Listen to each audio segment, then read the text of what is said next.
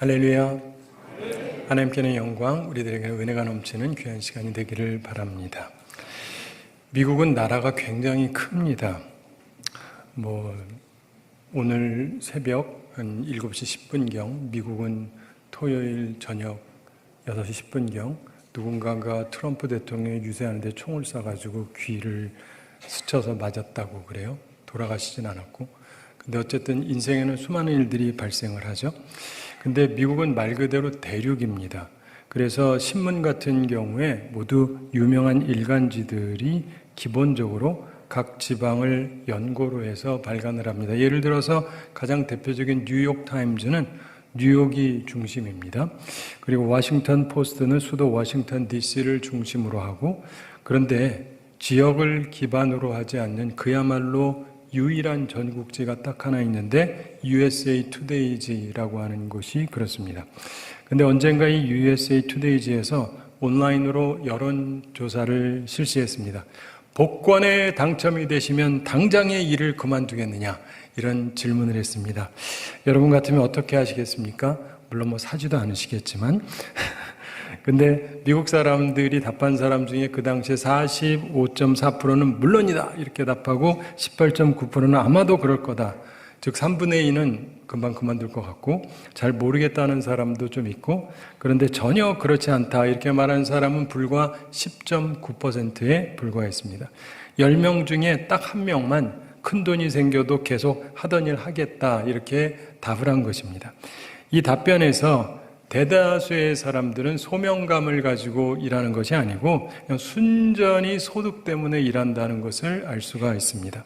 사회학적으로 직업은 3가지 기능을 가진다고 우리가 가르치죠. 첫째가 생계유지, 당연히 돈이 필요해요. 둘째가 사회봉사입니다. 이걸 통해서 사회를 돕는 일을 하는 거고, 세 번째 자아실현, 자신을 성취하는 일을 한다는 것이죠. 그런데 그런 차원에서 많은 개인에게 자신이 지금 하는 일, 직업, 이게 둘째하고 셋째의 기능이 거의 없다는 것입니다. 결국 보면 굉장히 불행하게 살고 있다는 뜻이죠. 그렇다면 결혼은 또 어떨까요? 참고로 성경을 보면 우리가 흔히 쓰는 단어 결혼이라고 하는 단어가 생각보다 별로 많지가 않습니다. 구약에 6번, 신약에 7번, 총 13번밖에 나오지 않는데, 그러나 문맥을 보면 결혼했다는 것을 물론 알 수 있는 얘기들이 많습니다. 우리 인생에서 생각해보면 하나님을 만나는 것 이외에 사람과의 만남에서 부모라든가 형제라든가 자식, 이런 어떤 자연적인 가족 만남을 제외하면 결혼이라고 하는 것이야말로 매우 중요한 결정적인 만남입니다. 전혀 다른 누군가와 가장 친밀해지는 결정이기 때문에 그렇습니다. 자, 올해 중반이면서 하반기를 시작하면서 우리의 삶에 대해서 잠시 생각하고 점검하기를 바랍니다. 그러면서 복된 인생을 살게 되기를 바랍니다. 오늘은 그 첫 시간으로 창세기 속에 있는 많은 사건들을 정리하면서 원하는 대로 되지 않는 인생, 이런 제목으로 하나님 말씀 나누겠습니다. 자, 우리한테는 원함이 있습니다. 꿈이 있죠? 소망이 있습니다. 비전이 있습니다. 그리고 그것을 얻고 성취하고 싶어 합니다. 우리는 흔히 그것을 이루면 성공이라고 말하기도 하고 그것이 곧 행복한 것이다 이렇게 말하기도 합니다. 학교에서도 그러죠. 원하는 것을 목표로 세우고 얻어라. 그런데 인생을 길게 보면은요, 그러면 그게 꼭 성공이고 행복이고 좋으냐? 꼭 그렇지만은 않습니다. 성경을 봐도 그렇습니다. 그게 진실이요 인생의 실체인 것입니다. 자, 원하는 것을 하면 과연 좋은가? 물론 처음에는 일단은 좋습니다. 원하는 걸 하는 거니까요. 그리고 얻은 거니까 성취감이 있습니다. 그러나 우리는 창세기에서 원하는 대로 했기 때문에 저주받고 심판받고 죽음에 이르는 대표적인 3가지 사건을 접하게 됩니다. 이 3가지 경우를 통해서 원하는 대로 되는 것이 꼭 좋은 것은 아니다라고 하는 명제를 깨닫게 되기를 바랍니다. 세상은 말해요, 원하는 대로 해야 좋다. 그러나 성경은 말합니다, 원하는 대로 하는 게 꼭 좋은 게 아니다.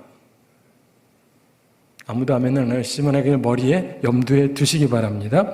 자, 원하는 대로 되어서 저주받은 첫 사건, 그것은 원하는 대로 선악과 따먹은 사건이에요. 창세기 2장에 보면 하나님께서 아담과 하와를 위해서 만들어주신 완벽한 장소 에덴 동산, 여기서 경작하고 그것을 지키게 하시고 행복하게 살게 해주셨습니다. 동산의 각종 나무의 실과는 마음대로 먹어도 된다. 단지 선악을 알게 하는 나무의 열매는 먹지 말라, 이렇게 말씀하셨습니다. 그걸 먹으면 반드시 죽을 거다, 이렇게 경고하셨습니다. 그 죄는 사형이다, 이런 말이에요. 그런데 뱀이 하와를 유혹합니다. 우리는 보통 하와가 혼자 있다가 유혹을 받았다고 생각을 합니다. 저도 그렇게 많이 들었거든요. 근데 어떤 탁월한 성서학자가 좀 다른 얘기를 하는데 그럴 수도 있겠네 하는 생각이 들었습니다. 그때 아담도 옆에 함께 있었다는 얘기를 이분이 해요. 그 이유가 뭐냐면 창세기 3장 6절 후반에 보면은 여자가 그 열매를 따먹고 자기와 함께 있는 남편에게도 주매 그도 먹은지라라고 성경에 쓰여 있거든요. 여자가 열매를 따먹고 옆에서 보고 있던 남편한테 주었고 아담이 먹었다, 이런 것이다. 그분의 설명이 일리가 있어요. 성경에 분명히 자기와 함께 있는 남편이라고 했기 때문에 그렇습니다. 어쨌든 이 일로 오늘 본문 창세기 3장에서 하나님의 심판이 임합니다. 본문 17절 함께 읽어보겠습니다. 아담에게 이르시되 내가 내 아내의 말을 듣고 내가 내게 먹지 말라 한 나무의 열매를 먹었은즉 땅은 너로 말미암아 저주를 받고 너는 내 평생에 수고하여야 그 소산을 먹으리라. 아멘. 원하는 대로 먹었습니다. 그런데 그것으로 인해서 저주를 받고 평생 수고하고 먹고 살게 되었습니다. 18절 초반에서 땅이 내게 가시덤불과 엉겅퀴를 낼 것이라, 이렇게 말씀합니다. 우리 환경이 척박해지고 힘들 거다라는 저주의 말씀입니다. 19절 함께 읽어보겠습니다. 내가 흙으로 돌아갈 때까지 얼굴에 땀을 흘려야 먹을 것을 먹으리니 내가 그것에서 취함을 입었음이라. 너는 흙이니 흙으로 돌아갈 것이니라 하시니라. 아멘. 죽음이 선언이 됩니다. 사형 선고예요. 너는 흙이니 흙으로 돌아갈 것이다. 죽는다는 겁니다. 그리고 죽을 때까지 사형 선고받고 사형당하는 날까지 땀을 흘려야 먹을 것을 먹을 것이다 라고 선언하셨습니다. 사형일은 유예돼요. 지금 당장 죽는 건 아닙니다. 미뤄지지만 그동안 계속해서 고통 속에서 살게 된다는 것입니다. 원하는 대로 선악과를 먹었습니다. 그러나 저주를 받았습니다. 우리는 모두 죽게 되었습니다. 살아있는 동안 고생을 해야만 합니다. 그리고 모두 죽을 겁니다. 원하는 대로 먹지 말라는 것을 먹은 결과였다. 이게 인생의 실체입니다. 원하는 대로 되어서 저주받은 두 번째 사건은 노아의 대홍수 사건입니다. 창세기 6장에 그 이유가 나옵니다. 6장 2절에 이런 말씀이 나옵니다. 하나님의 아들들이 사람의 딸들의 아름다움을 보고 자기들이 좋아하는 모든 여자를 아내로 삼는지라. 여러 가지 해석이 있지만 가장 존중해야 될 해석은 하나님의 아들들은 아담의 후손 중에 믿음의 후손인 셋의 자녀를 뜻한다, 이렇게 보고 사람의 딸들은 살인자 가인의 딸들, 즉 믿음이 없는 집안 여성을 뜻한다, 이렇게 보는 것이 가장 적합합니다. 쉽게 말해서 믿음 좋은 집안의 남자들이 믿지 않거나 나쁜 마음을 품은 집안 여성들을 좋아했다, 이 말입니다. 왜요? 예쁘니까, 아름다움을 보고. 그래서 마음에 드는 모든 여자를 아내로 삼았다는 것입니다. 무슨 말입니까? 바로 원하는 대로 하는 거예요. 원하는 대로 하는 거. 그리고 원하는 대로 되는 것입니다. 바로 이것이 하나님께서 홍수로 인류를 다 멸하신 이유였습니다. 사랑하는 성도 여러분, 남성 입장에서 말해보겠습니다. 내가 보기에 아름다운 여성이 있어요? 전부 내 아내로 삼았다. 그러면 원하는 대로 되어지는 삶이죠? 그런데 이것이 하나님의 심판을 가져왔습니다. 모든 사람을 물로 멸하신 것입니다. 그러므로 기억하시기 바랍니다. 원하는 대로 되어지는 삶이 인류의 멸망을 가져왔다는 사실을, 그것이 성경 말씀입니다. 솔로몬의 경우도 아내를 1000명이나 뒀죠. 원하는 여자 다 얻었어요. 그리고 나서 그가 뭐라 그럽니까? 헛되고 헛되며 헛되고 헛되니 모든 것이 헛되도다. 육적인 욕구는 채워도 채워도 허무함과 저주를 부른다는 것을 기억하시기 바랍니다. 원하는 대로 되어서 저주받은 세 번째 사건은 소돔과 고모라의 멸망 사건입니다. 창세기 18장 후반과 19장에 그 이야기가 나오는데 소돔이라고 하는 말에서 소돔이라고 하는 말이 나왔습니다. 소돔이는 남색을 뜻합니다. 남자들이 성관계 맺는 것. 두 천사가 소돔에 와서 롯의 집에 있을 때 그 성에서 나이든 사람들, 젊은 사람들, 즉 남자들이 여기저기서 다 모여서 그 집을 에워쌉니다. 그리고 그 사람들을 이끌어내라고 하면서 우리가 그들을 상관하리라 이런 말을 합니다.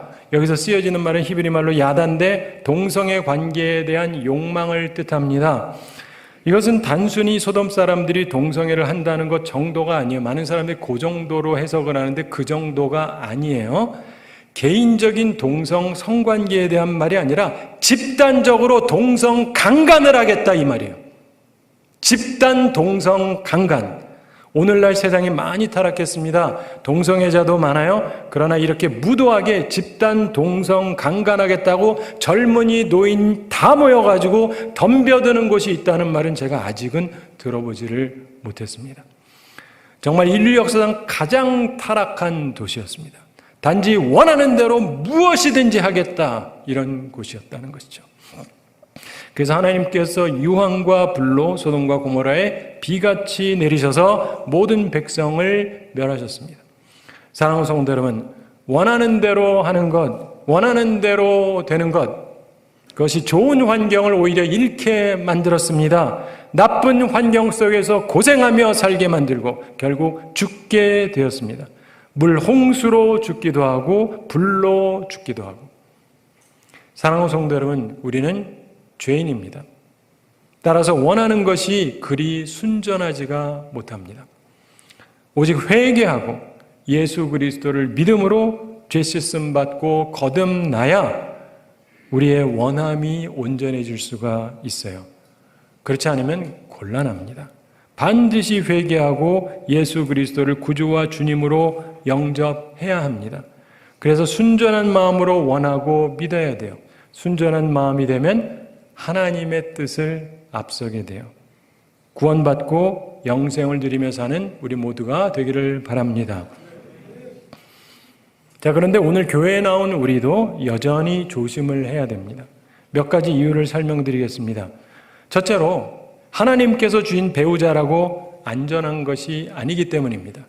좀 이상하시겠지만 내 맘대로 결혼하지 않고 하나님께서 주신 배우자라면 평생 안전할 것 아닌가? 아닙니다. 오늘 본문이 그것을 설명합니다. 하나님께서 아담에게 하와를 지어주셨죠? 하나님께서 주신 배우자였습니다. 17절 다시 한번 함께 읽어보겠습니다. 아담에게 이르시되 내가 내 아내의 말을 듣고 내가 내게 먹지 말라 한 나무의 열매를 먹었은즉 땅은 너로 말미암아 저주를 받고 너는 내 평생에 수고하여야 그 소산을 먹으리라. 아멘. 사랑하는 성도 여러분, 배우자를 사랑하고 존중할 필요는 있지만 그러나 배우자 말 듣고 하나님 말씀을 불순종하면 저주받습니다. 이것이 성경의 가장 먼저 나오는 경고의 말씀입니다. 따라서 우리는 항상 조심해야 합니다.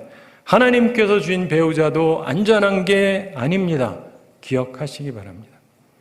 두 번째로 하나님께서 주신 배우자하고 낳은 자녀라고 온전한 게 아니에요. 이것도 좀 이상하겠지만 아담과 하와가 낳은 첫 아들 가인, 그가 나중에 제사를 드렸죠. 이 얘기는 뭐냐면 신앙생활을 배웠다는 얘기입니다. 예배도 드렸다는 얘기예요. 그러나 동생을 쳐 죽인 살인자가 됩니다. 사랑하는 성도 여러분, 우리 자녀가 잘 된다는 보장 없습니다. 교회 잘 다니고 예배도 드리고 그래도 괜찮을 거라는 보장 없습니다. 따라서 주의해야 합니다. 인생은요, 그리 만만한 게 아닙니다. 기본적으로 믿음이 없는 그저 아름다운 여성만을 찾아서 내 아내로 삼는 것, 혹은 믿음 없는 돈 많은 남성을 찾아서 남편으로 삼는 것, 이런 결과는 저주와 멸망일 수밖에 없습니다. 성적인 수치를 모르고 온갖 성적인 쾌락을 추구하는 것, 악행을 하면서 그런 자들하고 세력을 형성해서 온갖 악행으로 다른 사람을 성적으로 짓누르고 성적 쾌락을 즐기면서 살 수 있다면 좋을 것 같습니까? 당분간은 괜찮겠죠. 그러나 그 끝은 불의 심판이 있을 것이다. 이게 성경 말씀입니다.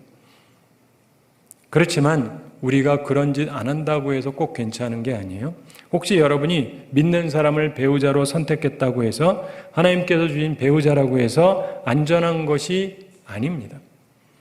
그 사람이 마귀의 유혹을 받을 수 있기 때문에 그렇습니다.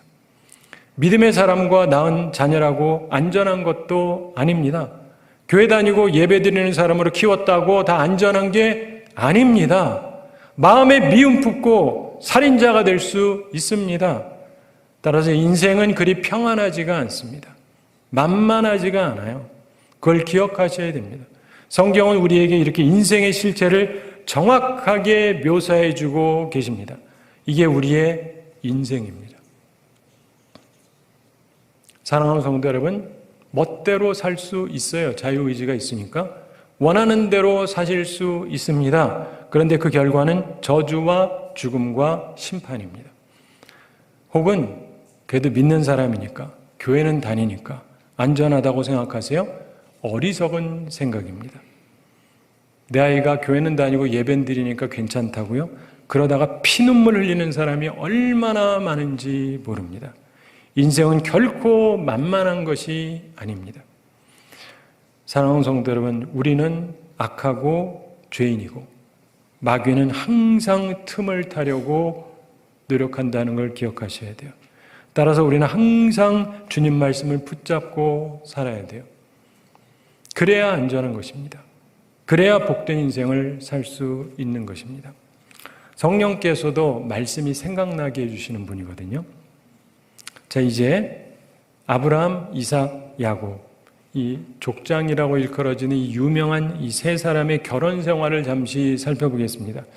이것은 우리에게 큰 교훈을 줍니다. 첫째로 하나님의 택한 사람들의 결혼도 매우 복잡할 수 있다는 것을 기억하셔야 돼요. 이것도 참 이상한 말처럼 들리시겠지만 아브라함에게 본처 사라가 있었습니다. 근데 아이를 낳지를 못해요. 그랬더니 사라의 몸종 하가를 첩으로 줍니다. 그래서 아들을 낳았습니다. 아내가 있는데 또 다른 아내 혹은 첩을 두었다. 그리고 그러다가 또 나중에 문제도 생기기도 하고, 그리고 하갈은 쫓아내고 나중에 사라가 127세에 죽은 후에 아브라함이 그 다음에 또 후처를 얻습니다. 세장가를 간 거예요. 그도라라고 하는 여인하고 결혼해서 6명의 아들을 또 낳았습니다. 성경에 그거는 좀 짧게 나오지만 어쨌든 아브라함의 인생도 살펴보면 결혼 생활이 참 복잡합니다. 아브라함과 사라의 아들인 이삭, 그분은 굉장히 간단했습니다. 오직 한 여성과 평생을 살았어요. 리브가. 딱 한 번 결혼하고 다른 여성은 전혀 없었습니다. 근데 이삭의 아들 중에 야곱은 결혼할 때 사기를 당했습니다. 그래서 매우 이상하게 자매를 아내로 삼게 됩니다. 그리고 그 자매들이 경쟁적으로 아들을 낳으려고 자기 여종을 또 하나씩 줘요. 그래서 야곱은 사실상 한 번에 4명의 여성을 아내 혹은 첩으로 삼아서 살았습니다. 굉장히 복잡한 내용입니다. 어떤 학자들은 이는 모두 오래전이라서 가능했다라고 주장합니다. 혹은 모세를 통한 율법이 주어지기 전이기 때문이다. 이런 얘기를 하는 분도 있어요. 이유가 어쨌든 하나님의 택한 사람들의 결혼이지만 생각보다 굉장히 복잡했습니다. 그 가운데 갈등도 상당했습니다. 기억하세요? 하나님의 택하심을 받아도 결혼과 가정생활이 매우 복잡할 수도 있습니다.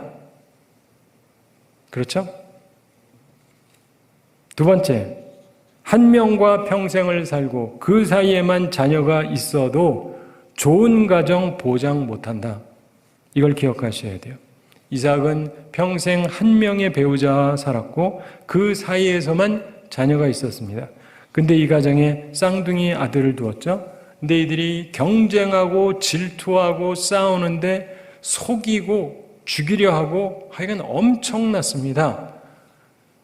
기억하시기 바랍니다. 한 사람과만 살고 그 사이에만 자녀가 있다면 좋은 것이지만 그것도 좋은 가정과 행복을 보장하지는 못한다는 거예요. 즉 인생은, 가정생활은 그리 만만한 게 아닙니다. 그게 성경 말씀이에요. 제 얘기가 아니고. 그렇다면 성경은 무엇을 가르치려고 하는 것일까요? 이 모든 걸 통해서 하나님이 세 가지를 말씀해 줍니다. 일단 내 원대로가 아니라 아버지의 원대로 되기를 원하고 기도하셨던 예수님을 본받아야 돼요. 우리는 하나님의 말씀을 사랑해야 됩니다. 그리고 그 말씀을 항상 붙잡고 살아야 돼요. 하나님의 뜻을 잡아야 됩니다. 내 뜻이 아니라, 내 원함이 아니라 아버지의 뜻, 아버지의 원함을 붙잡고 살아가야 됩니다. 그래야 안전합니다. 그리고 생명을 누리는 것입니다. 그걸 꼭 기억하시기 바랍니다. 아멘이 굉장히 약하시지만 꼭 기억하시기 바랍니다.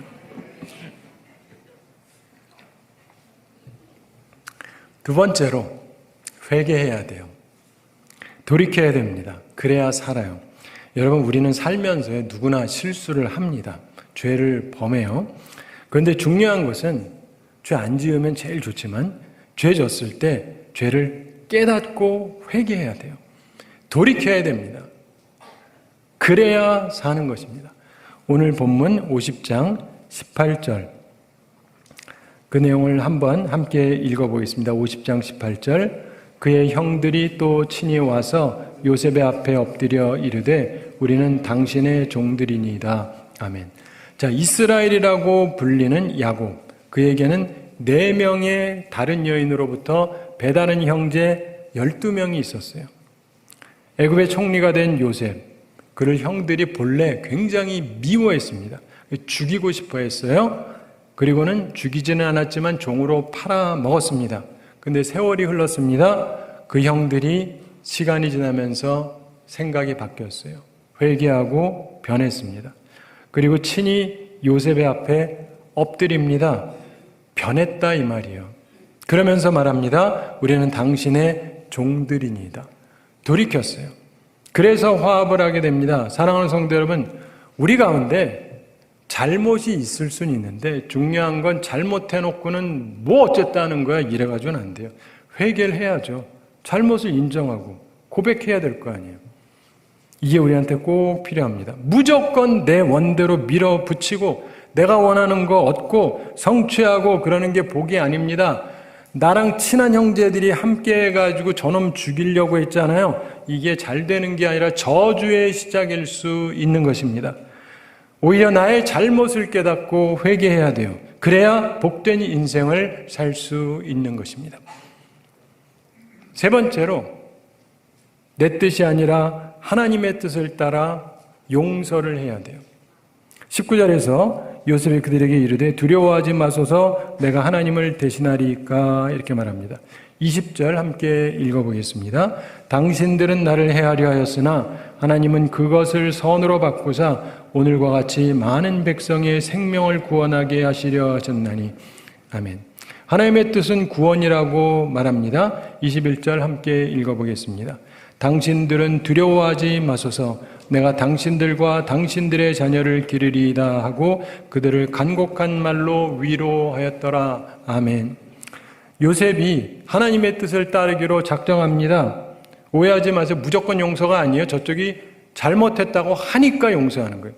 이것도 잘 이해하셔야 돼요. 잘못 안 했다는 사람을 무슨 수로 용서합니까? 잘못 안 했다는데. 무슨 말인지 아시죠? 잘못했다고 했을 때. 근데 그때는 용서를 해야 되는 거예요. 요셉은 하나님의 뜻을 따르기로 작정을 합니다. 용서하기로 하죠. 그래서 형들을 위협하지 않고 오히려 위로했습니다. 그리고 형들과 그 자녀를 기르겠다라고 약속합니다. 하나님의 뜻은 구원이라는 걸 알았기 때문입니다. 하나님의 뜻을 따른 것입니다. 사랑하는 성도 여러분, 이것이 복된 인생입니다. 내 원하는 대로 되는 삶이 아니라 아버지의 원대로 되는 삶. 그리고 내가 회개하는 삶. 죄인의 삶에서 회개하고 돌이키는 삶. 남 죽이려고 하지 않고 화합하려는 삶, 또한 하나님의 뜻을 따라서 용서하고 구원하려는 삶, 죄를 고백하는 사람을 용서해주고 품어주는 삶, 바로 이것이 삼위일체처럼 하나가 되어서 복된 인생이 되는 것입니다. 이런 인생을 사는 우리 모두가 되기를 바랍니다. 제가 한 가지 이야기 말씀드리면서 오늘 말씀 마치겠습니다.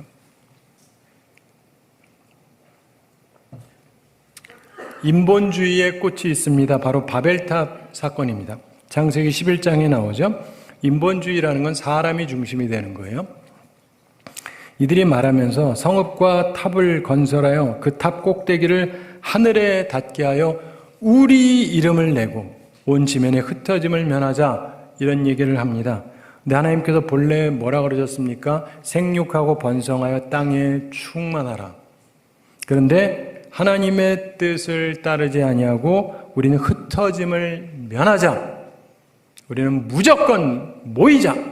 그래서 우리 이름을 내자.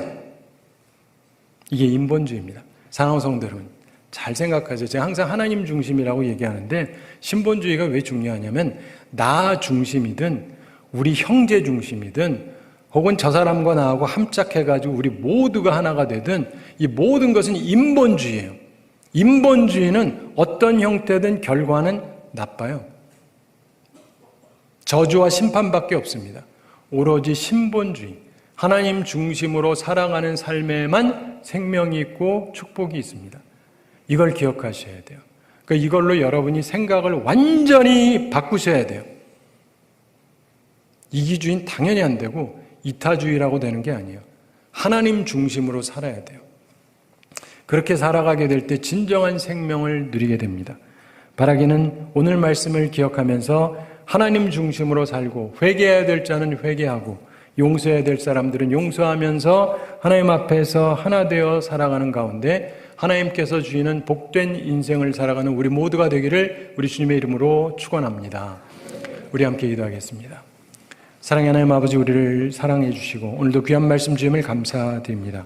주의 말씀을 기억하면서 내 원하는 대로만 하려고 어리석은 삶을 추구하는 것이 아니라 아버지의 원대로 하기를 원하는 마음으로 변화되게 해주시고 하나님께서 기뻐하시는 삶을 살아가는 저희들 되게 하여 주시옵소서. 우리 가운데 잘못한 사람 회개하게 해주시고 회개하는 자들을 우리가 용서할 수 있는 넓은 마음도 허락하여 주시옵소서. 그래서 우리 각 가정이 그리고 우리 교회가 온전한 가정이 되고 온전한 교회가 되고 그래서 하나님을 기쁘시게 하는 삶을 살게 하여 주시옵소서. 감사드리며 예수님의 이름으로 기도드리옵나이다. 아멘.